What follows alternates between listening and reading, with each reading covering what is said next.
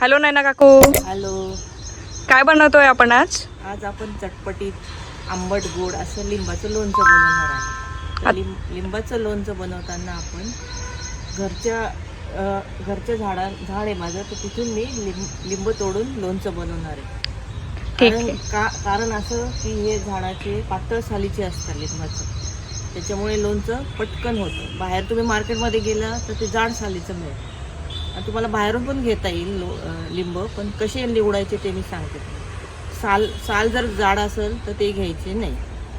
साल असे पातळ सालीचे बघून नरम असे घ्यायचे. तर आता मी घरच्या झाडाचे लिंब तोडून घेते आणि त्याचं लोणचं बनवते. 15-20 लिंब झाडावरचे तोडून घेतलेले आहे. ते सहसा मार्केटमध्ये पण अवेलेबल असतं, फक्त पातळ सालीचे आपण घ्यायचे. एवढंच हे महत्वाचं आहे याचं. चालेल, आता आपण सुरुवात करूया. आता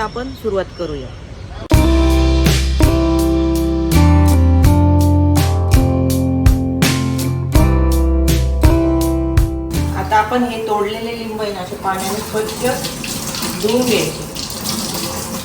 तर मी हे सगळे लिंब आता धुवून घेतल्यानंतर एका कपड्याने पुसून घ्यायचे, म्हणजे याच्यात ओलावा राहायला नाही पाहिजे. म्हणजे हे लोणचं आपलं वर्षभर टिकतं. असं हे कपडा घ्यायचा आणि असं एक पुसून ठेवायचं. हे आपलं आंबट गोड लोणचं आहे ना, वर्षभर टिकतं.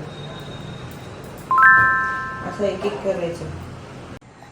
आता हे लिंब मी पुसून घेतलेले आहे, पण लिंब असे कुठलेही डाग पडलेले घ्यायचे नाही, किंवा डागाळलेले असे खराब झालेले लिंब घ्यायचे नाही, तर लोणचं खराब होतं. असे लिंब असा चांगला लिंबू घ्यायचा आणि एका लिंबाचे 8 फोडी करायच्या.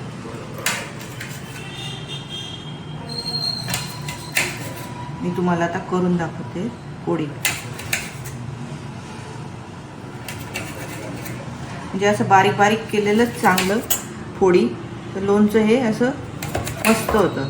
आणि याच्यानंतर काय करायचं, याच्या 8 फोडी झाल्यानंतर याच्यात ज्या बिया असतात ना, त्या बिया अशा काढून घ्यायच्या, अशा मोकळ्या करून घ्यायच्या. नाही तर ह्या बिया सकट तुम्ही केलं तर लोणचं हे कडवट होतं. हे कडू न होण्यासाठी ह्या बिया काढायच्या असतात. मी आता या सगळ्या मोकळ्या करून दाखवलेल्या आहेत तुम्हाला. चालेल, आपण करून घेऊयात. चला आता आपण करून घेऊया. A few moments later. लिंबाच्या फोडी जे बारीक करून घेतलेल्या आहेत. लिंब आपल्याला पिवळे पाहिजे असतं, हिरवे लिंब घ्यायचे नाही. त्याच्यासाठी आपल्याला हे तिखट, मीठ, हिंग आणि जिरं आणि हा गूळ. आपण गूळ का घेतला, कोणाला जर गूळ आवडत असेल तर गुळाचं लोणचं करायचं, नाही तर मग साखर पण चालते. हे सगळे मटेरियल आपण घेतलेले. ओके. Meanwhile. आता आपण या लिंबाच्या फोडीचं क्रश करून घेणार, म्हणजे मिक्सरमध्ये बारीक करून घ्यायचं. चालेल. मिक्सरमध्ये क्रश करून घेतला, म्हणजे बारीक करून घेतलं. पूर्ण क्रश करून घ्यायचं, आबडधोबड करायचं नाही, पूर्ण बारीक करायचं. हे 3 वाटी क्रश आहे, तर याला 6 वाटी गूळ लागणार आहे आपल्याला, म्हणजे याच्या दुप्पट गूळ टाकायचा. चालेल.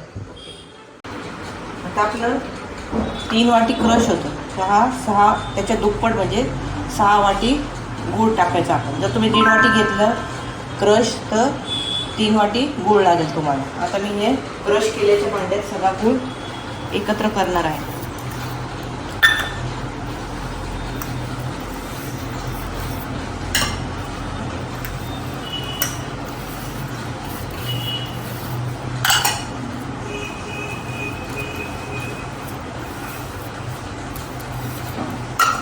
ज्याला गुळ नाही आवडत तो साखरही घेऊ शकतो. हो, त्याला गूळ नसेल आवडत साखर टाकू शकतो, पण साखरपेक्षा आहे ना गुळाचं लोणचं छान लागतं. पण जर साखर टाकलं तर काय प्रमाण असेल?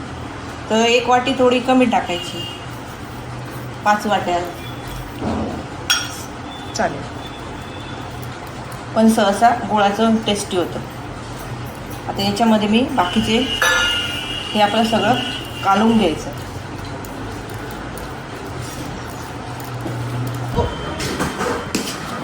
असं हे पूर्ण मिक्स करून घ्यायचं चांगलं. ओके. त्याच्यानंतर याच्यात आहे ना जिरं टाकायचं.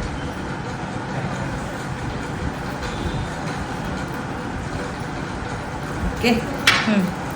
त्याच्यानंतर तुम्हाला उपवासाचं करायचं असेल तर तुम्ही हिंग टाकायचं नाही, आणि जर नसेल उपवासासाठी नसेल करायचं तर हिंग तुम्ही घालायचं. आपण आता हिंग घालतोय. त्याच्यानंतर लाल तिखट टाकायचं. आपल्या अंदाजानुसार आपण तिखट टाकायचं. मी हे अंदाजानुसार टाकते. जास्त तिखट असेल तर कमी तिखट लागतं, आणि जास्त तिखट नसेल तर जास्त लागेल तुम्हाला. अरे कहना क्या चाहते हो? आणि हे मीठ. तुम्हाला ही रेसिपी कोणी शिकवली? मला ही रेसिपी मी स्वतः शिकली आणि मी करून बघितली. मला ती फार मस्त लोणचं होते. आणि हे सगळं मिक्स करून घ्यायचं. ॲक्च्युली हे उपवासासाठी पण खूप चांगलं लोणचं बनतं. पूर्ण असं श्रावण स्पेशल उपवासाचं लोणचं. आणि इतर वेळेस आपले वर्षभरात सणवार असतात, तर उपवासासाठी आपल्याला लोणचं चांगलं असतं. उपवासासाठी पण खाऊ शकता, फक्त हिंग टाकू नका उपवास असेल तर. आणि हे असं पूर्ण मिक्स करायचं चांगलं, म्हणजे गुळाचं आता पाणी सुटेल. आणि हे 15-20 मिनटं असं सेट होऊ द्यायचं, झाकून ठेवायचं. आपण मिक्स करून त्याला मग सेट करायला आता याला मिक्स करून मग आता याला सेट करायला असंच ठेवून द्यायचं, झाकण ठेवून सेट करायला. चालेल. ओके. Half hours later. आता हे सेट झाले, म्हणजे आपण अर्धा तास याला सेट केलेले. हे असं हलवून घ्यायचं. असं रंग पण बदललेला आहे. रंग पण बदलला आणि गुळाचं मिक्स झालाय चांगला गुळ. अर्ध्या तासात नंतर पूर्ण असं क्रश झालं, एकदम सॉफ्ट. आता मी याला आहे ना कुकरला लावणार आहे. ओके.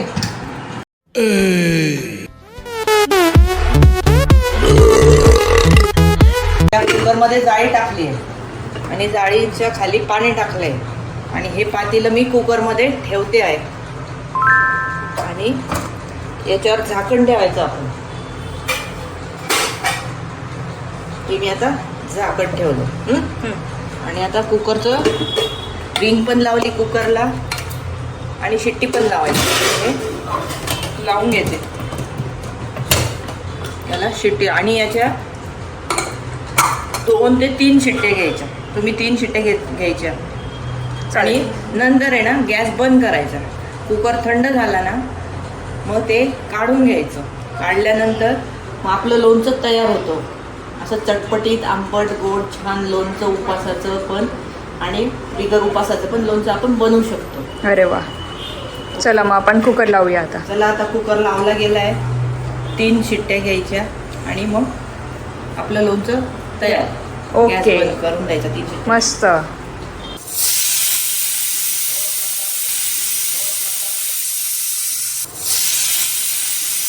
Half hours later. आता आपल्या 3 शिट्ट्या घेऊन झालेल्या आहे आणि अर्धा तास झालेला आहे. कुकर थंड झालेला आहे. कुकर थंड झाला की झाकण उघडून घ्यायचं. झाकण ओपन करते.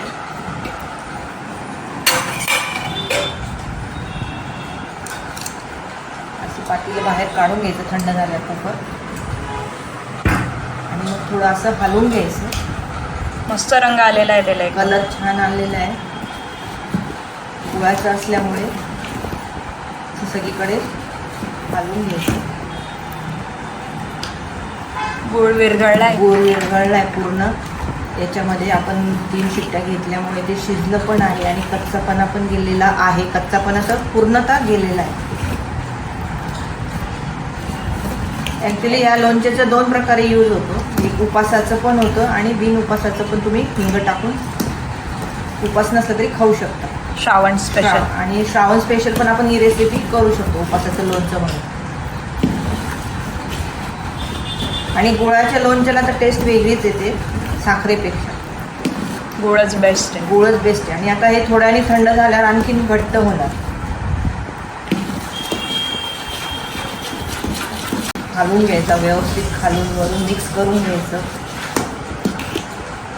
आता जरी पातळ वाटत असेल तर थोड्याने ते घट्ट होऊन जातं. थोड्याने ते मस्त घट्ट लोणचं बनतं. बरणीत भरतोय. आता मी हे बरणीत भरते.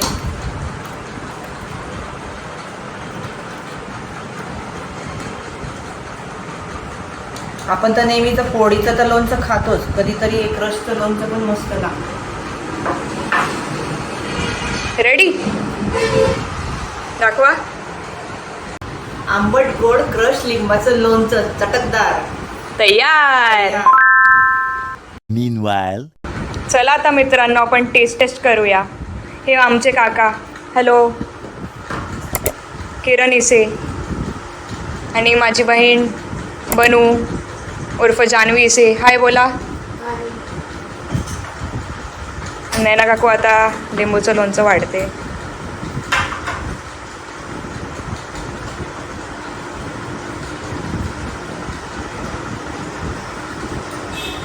तर तुम्ही आम्हाला खाऊन सांगा कसं झालंय. येस, टेस्टी, यम्मी, मस्त झालेलं आहे लोणचं. खाऊ मग दिदी. ताई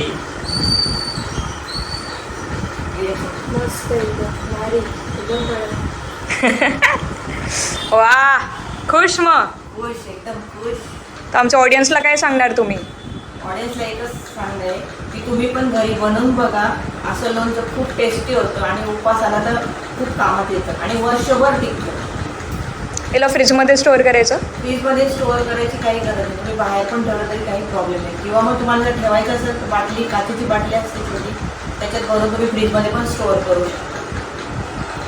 माझ्या व्हिडिओला यूट्यूब चॅनलला लाईक करा, सबस्क्राईब करा. बाय. बाय.